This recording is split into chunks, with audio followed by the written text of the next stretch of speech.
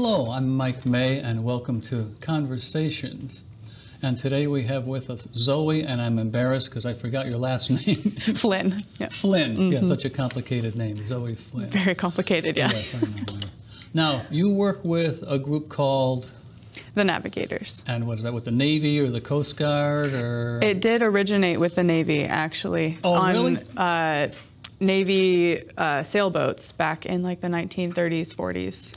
I thought I was making a clever joke. No, you hit the history spot on. Well, now tell me. Well, really? Well, go ahead. Yeah, so the Navigators started with a man, his name's Dawson Trotman, and so he became a Christian in his early 20s when he was out in the lumberyard, and the way that he started following the Christian life was through memorizing Bible verses. Mm-hmm. And so one of the Bible verses he memorized was talking about the power of the gospel of Jesus to transform lives. And so he took that and was like, people need to know about this. And so he lived near a Navy sail yard and started sharing the gospel of Jesus with these men. So now he wasn't in the Navy himself. Correct. Oh, okay, all right. Well, he wasn't in the Navy himself, but he started sharing this message of Jesus. Because there was a base there, right? Yeah, at this base on these ships, and a couple of the guys wanted to follow and start reading the Bible, and so that's kind of how it started, as he did their, he shared it with them, and so they started following the way of Jesus, just like Dawson did. And they asked him, they're like, hey, we have some friends who also want to know about this. Will you teach them? And he said, if you can't teach them, I've done my job wrong. Oh, okay. And so he empowered them to share the message for themselves. And that's how it kind of spread on these Navy ships, was sailors leading Bible studies when they would go out in these ships. And then from there, so I work in a collegiate branch, so with college students. And so once the war was over, these Navy sailors would go to college, get an education, and so that's how the Navigators started up on college campuses. That's fast forward to modern day. That's how we're here. All right, and I thought I was being cute with my joke, but that was right on. So now, what does the Navigators do? Oh, now you work at UConn? I do. Yeah, okay, I'm assigned at UConn currently. Okay. So what do you do? What's your day like? Yeah. So the vision of the Navigators is to know Christ, make Him known, and help others do the same. So there's the 3 layers of a personal relationship with God, helping your friends know God better, and then teaching them to help their friends. So it's kind of a generational layer, we talk about it. And so with the Navigators doing that, my job as professional staff is to help students understand that vision and take it for themselves. And so on any given week, my life looks a lot like spending time with college students and opening up conversations with them about what does the Bible say about this particular thing or this particular thing, and helping them understand the Bible and how to study it for themselves, not just to believe the things I say, but to actually do it for themselves and to pursue that, and then teaching them how to share it with their friends. So on any given week, there's Bible studies, there's one-to-one interactions where we're reading the Bible together, there's large group meetings where we're having fun and helping our friends meet new friends and things like that. So. TV shows. Yeah, we do a lot of, we call it life-to-life discipleship, and so we just spend a lot of time with college students. Okay. So now what about you? So where are you from? What's your I'm originally from Nebraska. Actually. Oh, good grief. So kind of halfway across the country. Yeah, oh my goodness. And I grew up in a house that my parents were both Christians. They followed the way of Jesus, but it wasn't until high school that I decided that was for me too. And so then I went to college and met the Navigators. They were leading Bible studies on my campus, and I started learning about this heartbeat of, I want to know Christ, I want to make Him known, and I want to help others do the same too. And so it was in college when I kind of got involved with the Navigators, and then when I graduated college, a staff couple that was at my university asked if I would want to join them to start up a new chapter of this organization at UConn. And I said yes. At UConn. And so I was just going to, so now this was in college. This was college in Nebraska? Yeah. Now, what college in Nebraska? The University of Nebraska at Kearney. Now, I have to say something a little bit snarky. A zillion years ago, in another life, I used to hitchhike around the country. And one time I got a long ride with a guy, and we drove like 22 hours straight, like 8 or 9 hours of which were Nebraska. Yes. And yes. our joke became, well, this is a little not too interesting here. And we said, well, as long as it's not Nebraska, no disrespect, but there wasn't a whole lot of scenery for a long But you time. know what? Kansas is worse. So well, I went through we have that Kansas on too, Kansas. but Kansas is a little. I think Nebraska's longer. It probably is. Yeah. So so both of those, one's run right above the other, right? Yep. Yeah. Kansas is right below Nebraska. Yeah. Yeah. See, you can tell I'm from New England. That I know. Which is the camp? You can tell I'm from New England. I had a friend. I lived in California for a while, and he was from Orange County, which is, very large. And I came back to New England, and I was living in Rhode Island, Providence, Rhode Island. And he wrote one time, said, Providence, Rhode Island, is that near Massachusetts? And I said, Phil, everything in Rhode Island. Everything is near Massachusetts. It's hard for him to keep things are that, because Yeah. Orange County is bigger than Rhode Island anyway. So now, so you're at the university. Now, what was your degree in? What did you... Yeah, originally I started to be a nurse. I wanted to be a nurse ever since I was 5 years old. Like, that was my dream. Yeah, okay. And so I get to school in Nebraska. It was 2014 is when I started college. And so I started with a pre-nursing emphasis, and then halfway through I was going to switch to go to nursing school. But then halfway through is when I kind of felt God putting it on my heart, like maybe I don't want to do nursing school yet. Maybe I should finish with a different degree, and then I could do the accelerated nursing program and still get it in 5 years, be fine. Yeah. So I switched because I wanted to keep learning how to do this Navigators, making disciples, making Christ known, helping others do the same sort of thing. And so I switched my degree to organizational and relational communication. Okay, well, that would make sense. The only reason was because it was the only thing I could still finish in 4 years. Oh, well, hey. Well. So it was that or psychology, and I didn't want to do psychology. Okay, so. yeah. But that sounds like a good background. But it actually ended up being really helpful. I took classes on interpersonal communication, the conversation feedback loop, how that works, why people say the things they do, and why people miscommunicate. And it's actually really helpful. Why people do what? Miscommunicate. Huh? Huh? Oh, right. No, I'm sorry. I'm being obnoxious. You got me. That was funny. Yeah, no, that's... She's from Nebraska. She fell for it. I'm sorry. a little slow. I'm sorry. No. Now, so you're born and raised in Nebraska. You went to school in Nebraska. You finished school in Nebraska. And they said, oh, do you want to work with us in Connecticut? So you lived your whole life until you're like in your early 20s. And then how long have you been in Connecticut?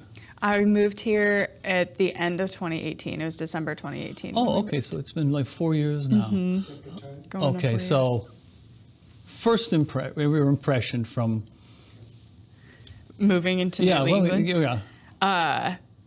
I think really that everything was so close that I could go to 3 or 4 states in a day. And it's easy. I also did notice culturally that in Nebraska, we have what we call Nebraska nice. So you see people you don't know in the grocery store and you talk to them for an hour, Right. But then you come here and that's not the case. And so I would get weird looks when I would talk to strangers in the grocery store. But. There was a comedian, he was on TV one time. He told a joke. He's from New York, and he went to like Nebraska or something. And I said, I went into a store, and this guy said hello, and I didn't know what to do, so I stabbed him. And now that was a little extreme, but yeah, it is. It's different. Yeah, it's different. Okay, so what else?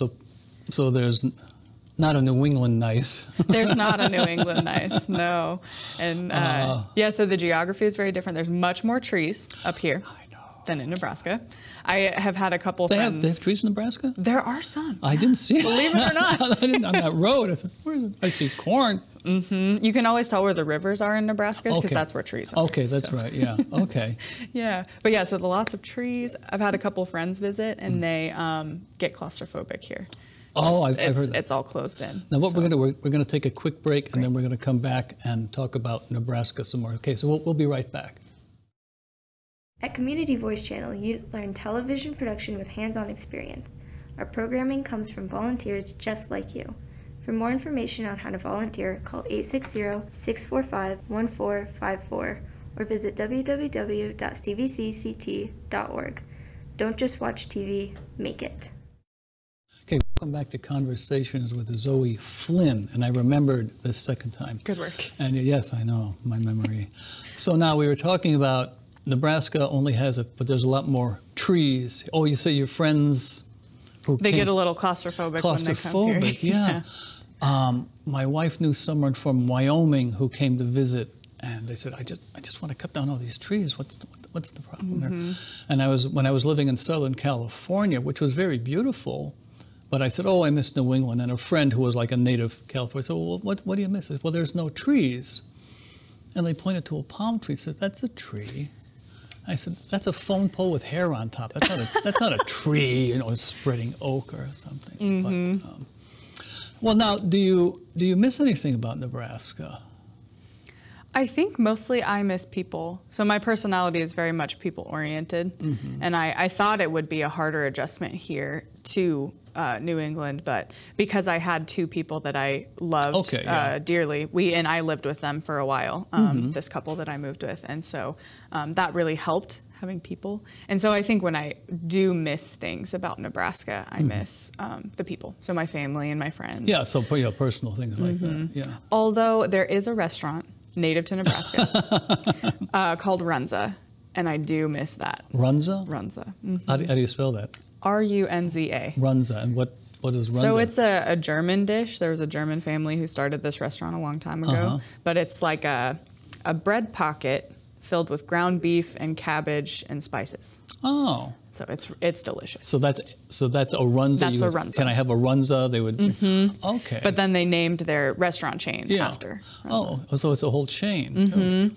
And there's only a few that aren't in Nebraska. I think there's like one or two in Iowa and like one in Kansas, but the rest are in Nebraska. Yeah, very, very local. Yeah. That's one of the things I did miss was clam chowder and lobster, fresh lobster, things like that. And one of my favorite things I go to every year, I'm going to give a plug here now, Champlin's in Galilee, Rhode Island. They have the best. There's New England clam chowder, which is white, and then Rhode Island clam chowder, which is clear. And they make the best Rhode Island clam chowder. And we were just there, and I had some, and it's always delicious, but no. That sounds great. yeah. If you ever have a chance to go, you can experience. To go to Galilee, you could say, yeah, we're just in Galilee. In Galilee. And then right across is Jerusalem. Okay, no kidding. The story is this, like 100 years ago, this was like a little fishing port, and they called it Galilee because they were fishermen. The story is one time, because there's the river or the sound right in the middle, and they said, well, where are we? We're in Galilee. And what's that? And it was just a place across. Well, if this is Galilee, that must be Jerusalem. I don't know. So. I have noticed that about the New England towns. There's a lot of really biblical towns up here. Yeah. And so that probably comes from the pilgrims or whatever, whoever first settled here. So. Yeah. So now, back to Navigators. We went off on a culinary thing here, but that's back to Navigators. So what else? You've got the Bible studies going and the smaller discipleship. Would that be a term for it? Okay. Yeah, discipleship. That's the term. So now, what else would you like to get going at UConn? Yeah. So right now since we moved in the end of 2019 and our first real semester, or the end of 2018.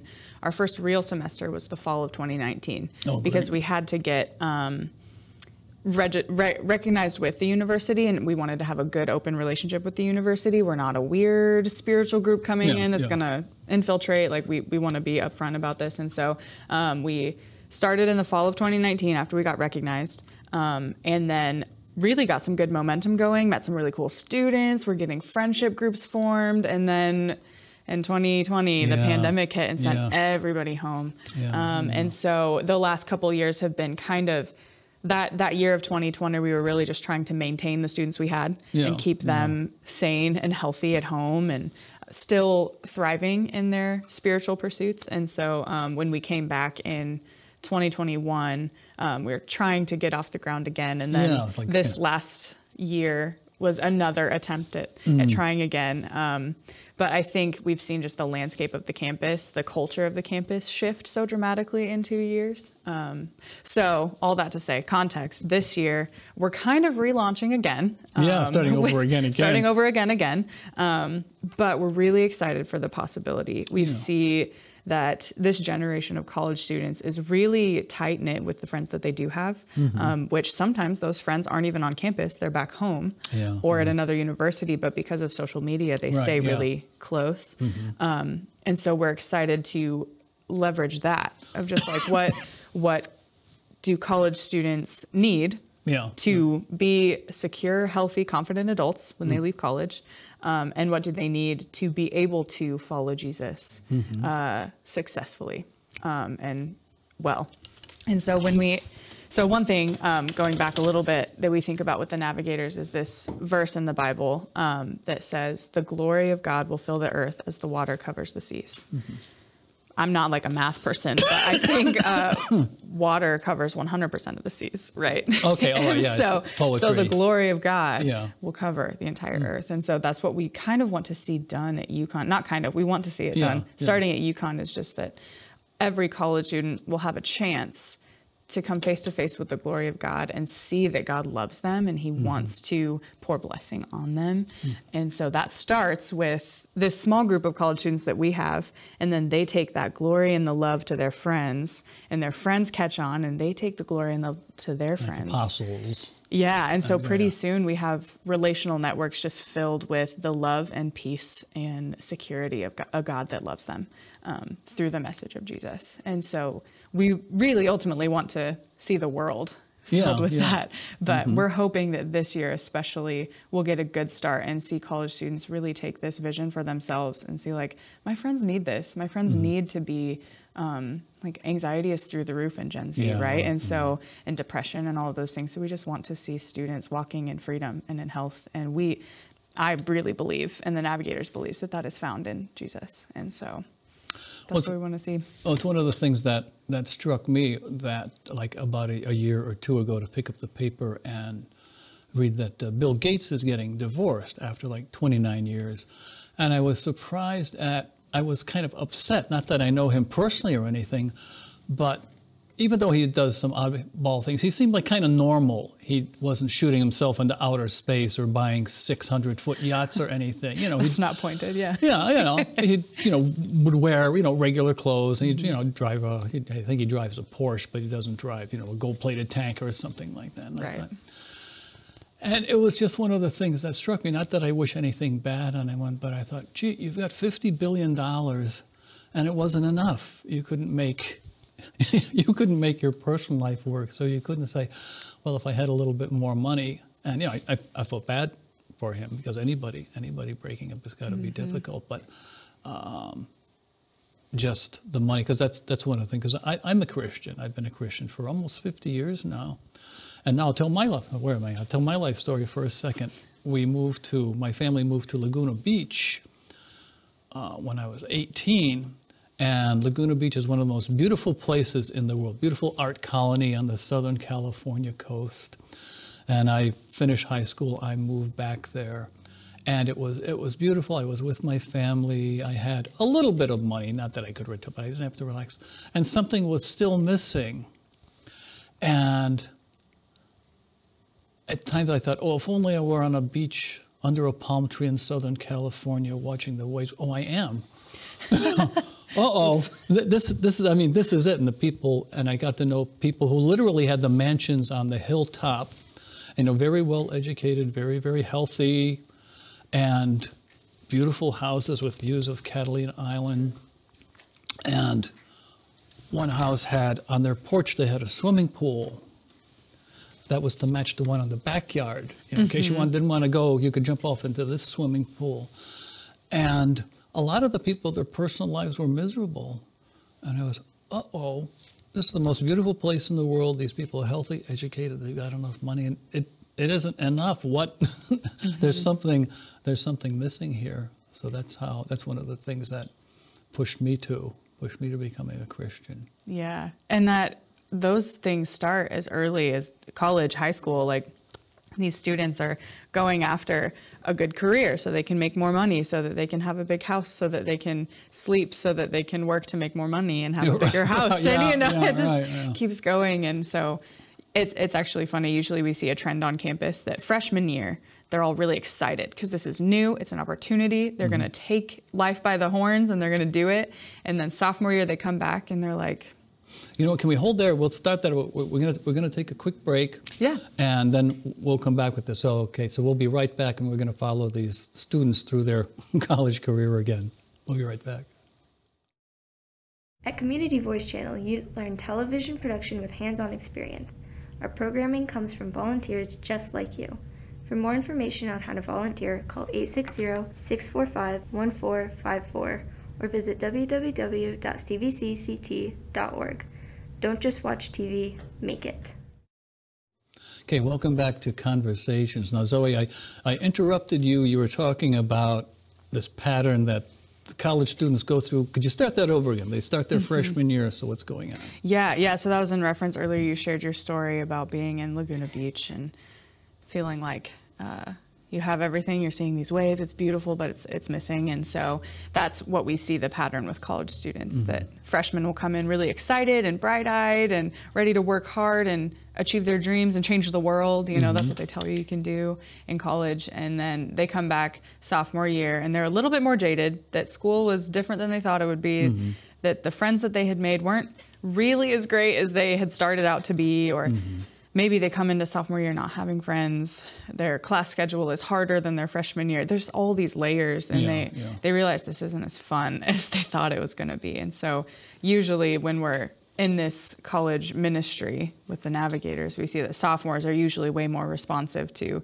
the hope of Jesus and the help of Jesus, because they realize, like, my efforts just aren't working. Something's wrong. And so sometimes it's junior year, but we do see the pattern. A lot of sophomores come to that. And so now what happens in the junior year? How are they doing in their junior year? Yeah, if they do come and decide to study the Bible, follow Jesus, junior year, so sophomore year is a lot of like internal work of like, okay, I can believe this, I can trust this. And so there's a lot of just personal growth. And then junior year and senior year is, if this is the ideal pattern, right? Not everyone follows this, but junior year and senior year is when they start branching out and seeing that their friends need it. And they're like, well, I can share this with them. I can lead other people to the hope that I found. And so junior year, they can start leading a Bible study or reading the Bible one-to-one with their friends. And then senior year, they're helping freshmen and sophomores do that too. So really the goal is, hopefully, God willing, to equip students when they leave college, that they can take the message of hope and peace into their workplaces, into their neighborhoods, into their families, and that it doesn't just stop in college, but that it keeps going. Yeah, no, I wanted to back up. You said the couple invited you to work with them, but they weren't already here in Connecticut. This was also, so this was something completely new. They weren't saying, come back to what we have going. Right. Oh, so you're starting something completely new. Yeah. Okay. So the Navigators had been at UConn back in the 1970s and 80s. And they had a really vibrant ministry and lots of college students coming and joining. And then in the 90s, the staff that were here moved to other campuses and moved away and got other jobs. And so it kind of fizzled out on campus. So when we moved back, so me, Brandon and Ashley is the name of the couple.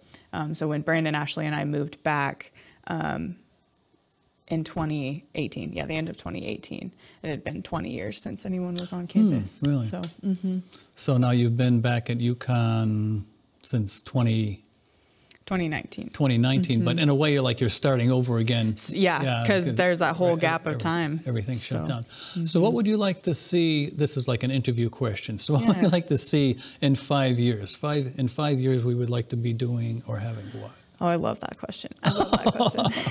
In 5 years, I think we want to see the young men and women at UConn who are studying the Bible for themselves, memorizing verses for themselves, who that we have men and women who love Jesus and love the Bible in every pocket of campus. So in the Greek houses, in the music department, in the science department, in every dorm floor on campus, that we have someone there who loves Jesus and wants other people to know him too.